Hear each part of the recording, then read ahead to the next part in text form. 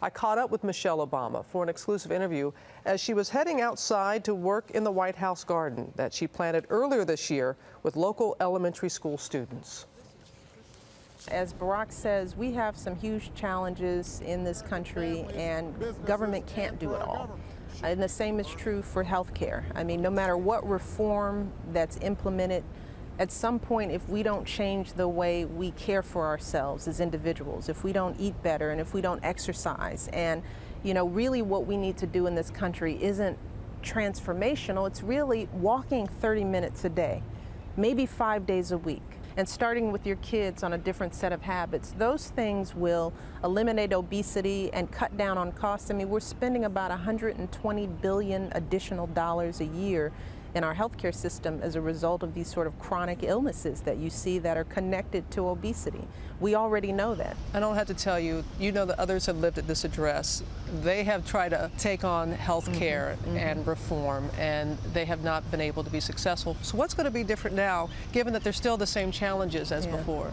Well, I think what people are seeing is that the country has moved to another point in time. More and more people are ready for this kind of reform. There are going to be tough choices that have to be made, and no system is going to be perfect, which is why my side of the equation, the wellness side, is to me one of the true keys of changing the health paradigm in this country.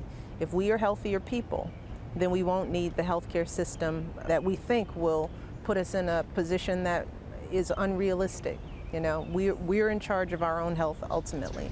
A lot of people, they don't have the space, they don't have the access, they don't have, when you say organic, a lot of people go, I can't afford that. That's right. So how do you reach people in those communities? Well, one of the things that you'll see happening is the administration focusing more on, the nutritional values of the meals that we provide kids.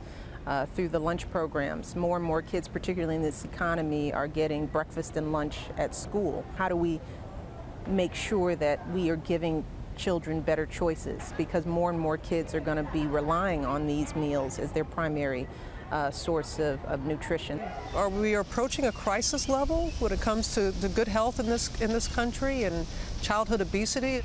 I'm hesitant to use the word crisis just because, you don't want anyone to panic about it. But I think that we have enough information to support the notion that this is a problem. 1 in every 2 African American and Latino children in this country are obese to the point where it will lead to diabetes and chronic illnesses that we will be paying for as a nation.